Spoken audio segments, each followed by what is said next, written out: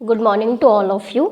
हम पढ़ रहे थे understanding quadrilateral. Okay, understanding quadrilateral में कल हमने पढ़ा था स्क्वायर की प्रॉपर्टी, रेक्टेंगल की प्रॉपर्टी एंड ट्रेपेजियम की प्रॉपर्टी। ओके, अब हमारे पास इससे आगे है आइसोसेलेस ट्रेपेजियम और उसके बाद है काइट। ठीक है, इन दो के बारे में पढ़ने के बाद हम उससे रिलेटेड कुछ एग्जाम्पल करेंगे जो हमने पीछे पढ़ा था। हमने पढ़ा था parallelogram, rhombus, square, rectangle, trapezium, kite. ये ऑल ओवर से रिलेटेड हम कुछ क्वेश्चन पढ़ेंगे। तो सबसे पहले अभी हमारा जो टॉपिक छूटा हुआ है वो हमारे पास है आइसोसेलेस ट्रेपेजियम। तो आइसोसेलेस ट्रेपेजियम हमारे पास क्या होता है देख लेते हैं। आइसोसेलेस ट्रेपेजियम की डेफिनेशन के अकॉर्डिंग देखें, ट्रेपेजियम ये क्या है हमारे पास, एक ट्रेपेजियम है। A trapezium whose non parallel side, whose non parallel whose non-parallel side are equal। Okay, जिसका क्या होता है नॉन पैरेलल साइड हमारे पास क्या होता है, इक्वल होता है। तो हम डायग्राम के थ्रू देख लेते हैं। डायग्राम हमारे पास इस तरीके से है।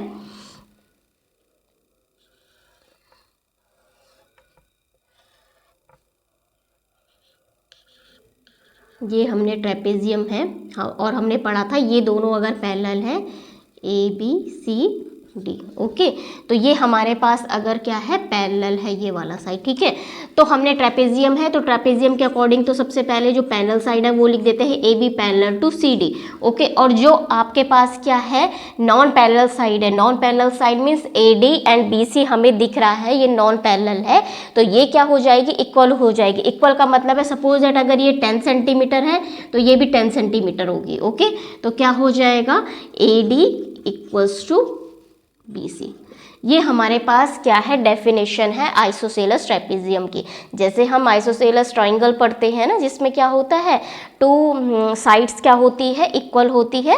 ओके, वैसे तो ट्राइंगल में 3 साइड्स होती है लेकिन 2 साइड उसमें क्या होती है इक्वल होती है। तो सेम यहाँ पे भी ऐसा ही हमारे पास क्या हो जाएगा, जो नॉन पैरेलल साइड है वो क्या हो जाती है इक्वल हो जाती है, और बाकी तो वन पेयर क्या होता है पैरेलल साइड होता ही होता है। किसमें हमारे पास आइसोसेलेस ट्रेपेजियम में।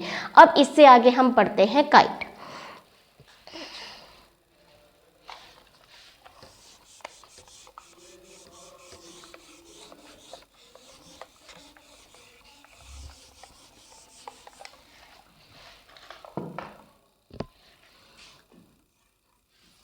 अब हमारे पास जो नेक्स्ट है वो है काइट। हमने पतंग देखी है, पतंग किस तरीके से होती है, तो उसी के अकॉर्डिंग अब हम उसकी जो शेप है उसको डिफाइन कैसे करेंगे, वही चीज़ है ये। तो वो क्या होता है हमारे पास एक ऐसा क्वाड्रिलेटरल होता है जिसकी क्या होती है एडजेसेंट साइड क्या होती है इक्वल होती है। ओके, तो वही है हमारे पास डेफिनेशन में a kite is like a quadrilateral whose adjacent side is equal। Okay, तो यही चीज है इसमें a quadrilateral is called ये क्या है हमारे पास, ये देखिए एक चीज ध्यान रखिएगा, ये हमारे पास पैरेललोग्राम नहीं है, ये हमारे पास क्वाड्रिलेटरल है। क्वाड्रिलेटरल मीन्स सिर्फ 4 साइड। ठीक है, जो उसकी प्रॉपर्टी थी अ quadrilateral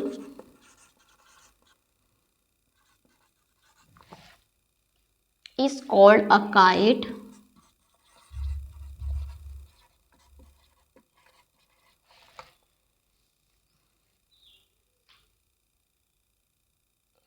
if it has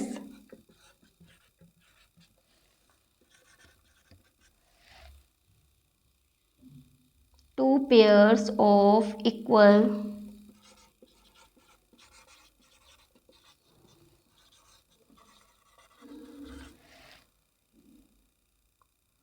adjacent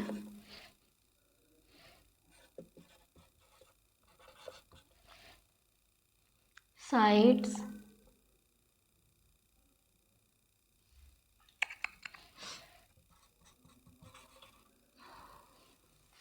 but unequal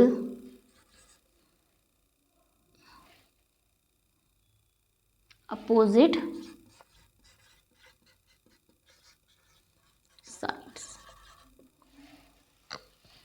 okay, हमारे पास डेफिनेशन है, हमने काइट का भी मैंने बता दिया था। काइट आपके पास क्या होता है, एक ऐसा क्वाड्रिलेटरल होता है जिसके पास क्या होती है, एडजेसेंट साइड तो इक्वल होती है लेकिन जो अपोजिट साइड होगी वो क्या होगी, अनइक्वल होगी। तो वही है अ क्वाड्रिलेटरल।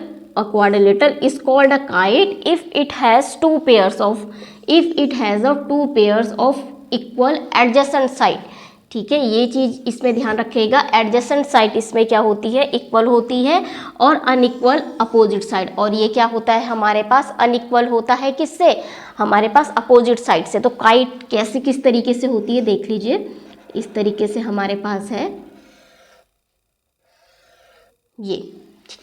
ठीक है, अब हम इसमें देखते हैं हमारे पास क्या है, ये टू एडजेसेंट साइड है। पहले इसको देख लेते हैं, A B C D. Okay, तो हमारे पास क्या है, ए बी है, ए बी की लेंथ क्या हो जाएगी, ए डी के बराबर। हमें पता है कि ए बी का एडजेसेंट साइड ए डी है। ठीक है, वैसे तो ए बी का एडजेसेंट साइड बी सी भी है, लेकिन इसके अकॉर्डिंग, फिगर के अकॉर्डिंग हम देखते हैं तो यहाँ पे हम इस वाले को एडजेसेंट ले लें। आप बगल वाले को भी ले सकते हैं, ऐसा कुछ नहीं है, लेकिन फिर हमें इसकी लेंथ इसके बराबर होनी चाहिए।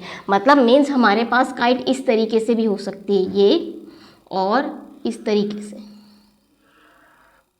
ओके, तो ये भी हो सकता है और ये भी हो सकता है। तो हम फिलहाल इस वाले फिगर को देखते हैं। तो हमारे पास ये डायग्राम है, तो इसमें हमारे पास ए बी और ए बी किसके बराबर हो रहा है, ए डी के बराबर। ठीक है, और बी सी किसके बराबर हो रहा है हमारे पास, सी डी के बराबर। ठीक है, बी सी हमारे पास सी डी के बराबर हो रहा है। अच्छा, इसमें पैरेलल साइड नहीं है, ये चीज़ देखिएगा, इसमें पैरेलल्स नहीं हो रही है, सिर्फ इक्वल साइड्स हो रही है। ठीक है, वो भी एडजेसेंट, और ना कि इसमें अपोजिट साइड इक्वल हो रही है। बस इसमें यही चीज़ है, जो हमारे पास एडजेसेंट साइड होगी वो इक्वल होगी। तो ये हमारे पास क्या हो गया, काइट हो गया। अब हमने जो जो चीज़ें पढ़ी है सारी की सारी, पैरेललोग्राम पढ़ा है, रेक्टेंगल पढ़ा है, रोम्बस पढ़ा है, स्क्वायर पढ़ा, ट्रेपेजियम पढ़ा, आइसोसेलेस ट्रेपेजियम पढ़ा, और उसके बाद लास्ट हमने काइट पढ़ा। तो उसका समराइज करके हम देख लेते हैं कि इसमें जो डायगोनल्स की प्रॉपर्टीज़ होती है वो क्या क्या होती है। तो वो हम यहाँ पे देखते हैं।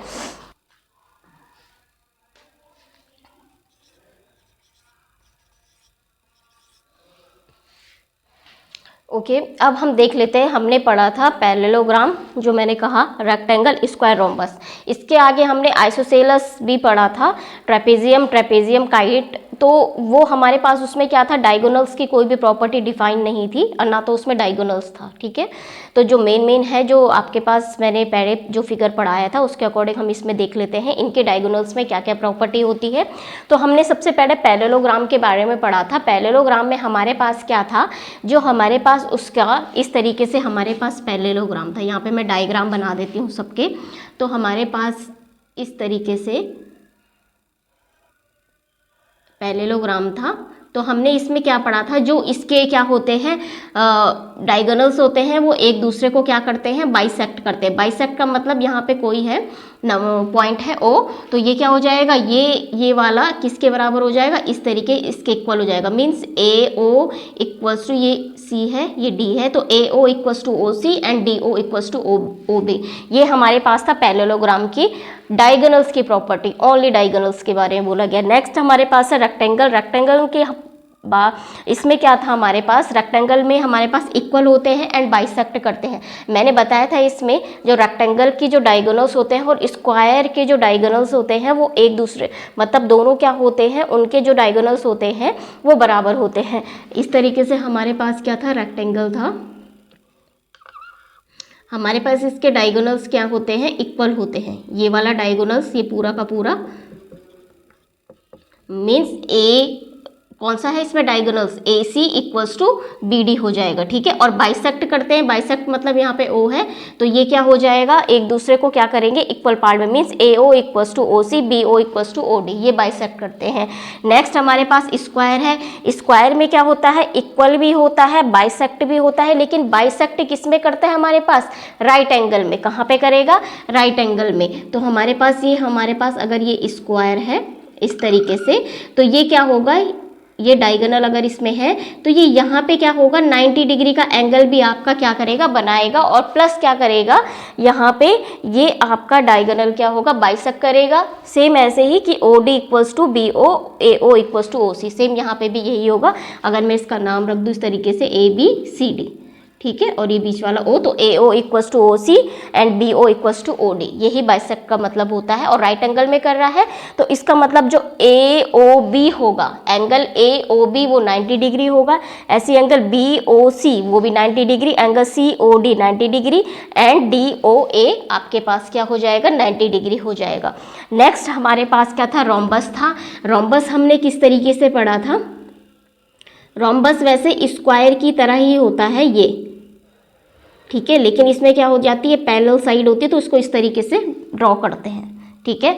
तो हमारे पास ये इसके पैरेलल है, ये वाला इसके पैरेलल है, ठीक है।